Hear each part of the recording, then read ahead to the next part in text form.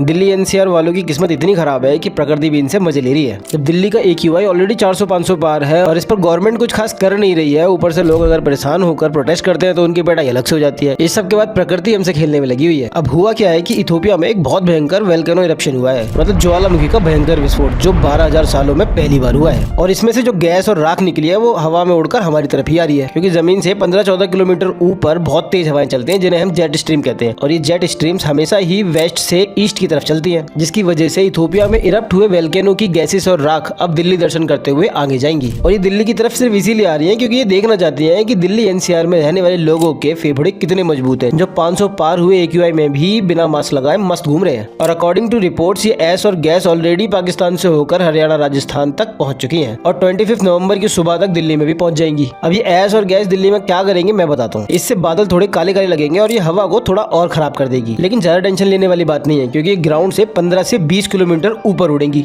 हाँ, वो बात अलग है कि थोड़ा बहुत इफेक्ट तो पड़ेगा ही, लेकिन ज्यादा प्रॉब्लम्स आएगी फ्लाइट ऑपरेशंस में। हो सकता है कुछ फ्लाइट्स इसकी वजह से डिले हो जाए क्योंकि विजिबिलिटी थोड़ी सी कम हो जाएगी। और पता है सबसे ज्यादा फर्क किसे पड़ेगा? जिसने इस न्यूज के बारे में पढ़ लिया होगा। जिसने नहीं पढ़ा होगा तो रोज की तरह बाहर निकलेगा और जाएगा और ऑफिस से घर आ जाएगा। लेकिन अगर आपने ये न्यूज देख ली है तो अपने आसपास के कुछ लोगों को एटलीस्ट मास्क लगाने के लिए जरूर बोल देना। मास्क लगाने से थोड़ा सा फर्क तो पड़ेगा ही, बाकी हमारे फेफड़े ऑलरेडी गवर्नमेंट ने इतने मजबूत बना दिए हैं कि इन सब हवाओं से हमारा कुछ होने वाला नहीं है।